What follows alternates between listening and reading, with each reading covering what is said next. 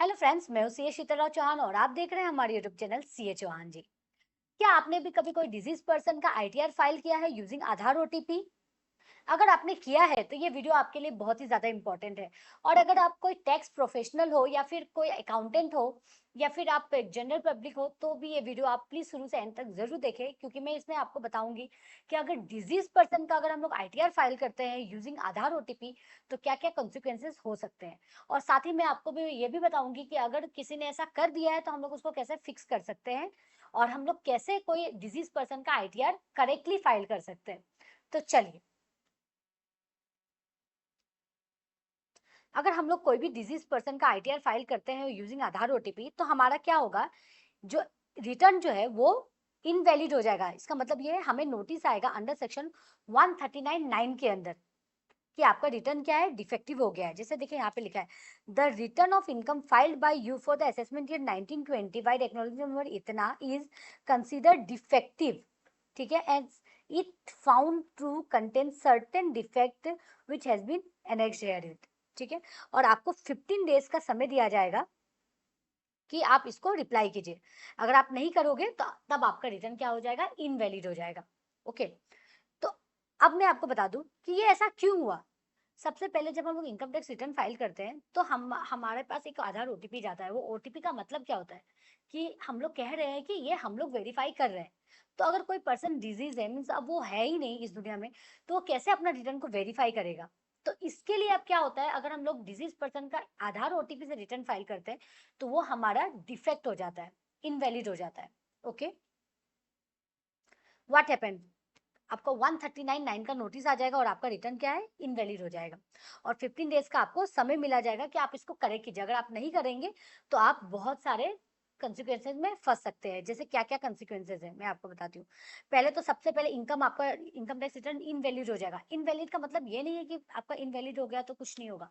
आप जैसे मान लीजिए, अगर बैंक में आपका डॉक्यूमेंट चाहिए, मीन्स जो डिजीज हो गया उसका डॉक्यूमेंट अगर बैंक को जमा करना है, या लोन रिन्यू है और डिजीज पर्सन को का अगर हम लोगों को अकाउंट क्लोज करने के लिए, कुछ करने के लिए आईटीआर देना होगा, ठीक है, या कोई भी पर्सन जहाँ पे हम लोग आईटीआर हम लोगों के लिए मैंडेटरी है उस डिजीज पर्सन का, तो वहां पे आपका मान लिया जाएगा कि ये रिटर्न जो है वो गलत फाइल किया है या फिर ये फाइल ही नहीं किया गया है, इनवैलिड हो गया है। या फिर वो डिजीज पर्सन का कुछ रिफंड था, टीडीएस कटा था उसका, उसको रिफंड मिलना था, वो भी उसका नहीं मिलेगा क्योंकि वो रिटर्न ही इनवैलिड हो गया। पेनल्टीज एंड इंटरेस्ट, अगर आपको नोटिस आया तो 15 डेज में अगर आपने रिप्लाई नहीं किया तो आपके ऊपर पेनल्टी और इंटरेस्ट आ सकता है। फिर फोर्थ इंपॉर्टेंट वन, हाँ, आपके ऊपर स्क्रूटनी, मीन्स आपके ऊपर मतलब वो डिजीज पर्सन जो है उसके ऊपर स्क्रूटनी हो सकता है, उसका अकाउंट्स का स्क्रूटनी किया जा सकता है, उसको नोटिस मिल सकता है 142 और 148 के अंदर। ये इंपॉर्टेंट है। ये सब होने के बाद आपका लंबा चौड़ा नोटिस का प्रोसेस हो जाता है, उसमें फंस फंस सकते हैं। अब ये आया हाउ टू फिक्स, कैसे इसको फिक्स किया जाए।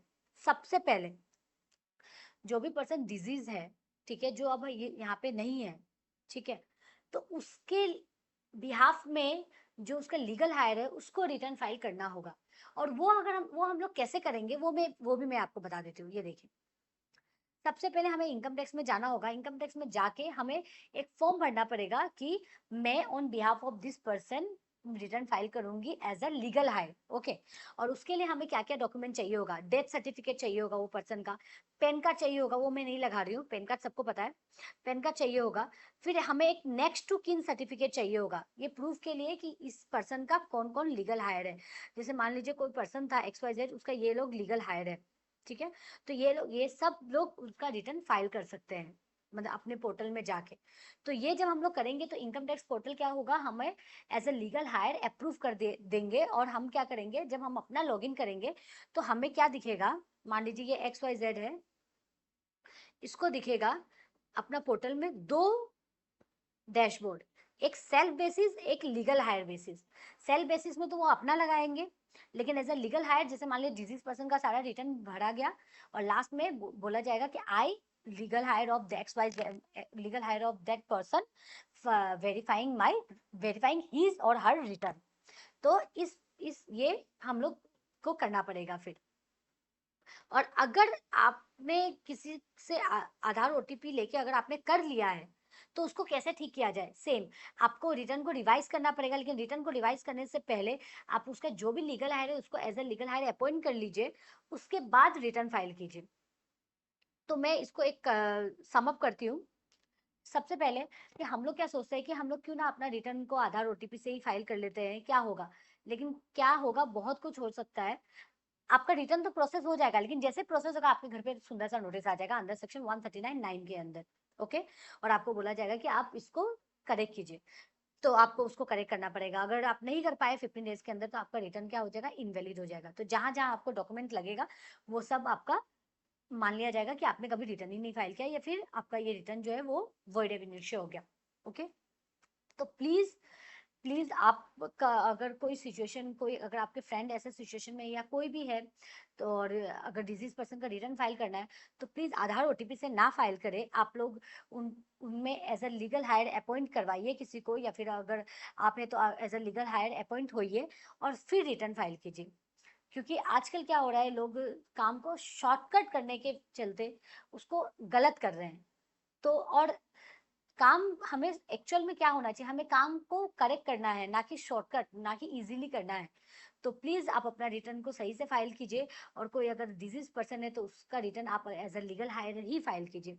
और अगर आपको ये वीडियो इंफॉर्मेटिव लगा हो तो प्लीज़ ये आप अपने फ्रेंड से ज़रूर शेयर कीजिए, और हमारे चैनल को लाइक कीजिए, शेयर कीजिए और सब्सक्राइब कीजिए। धन्यवाद।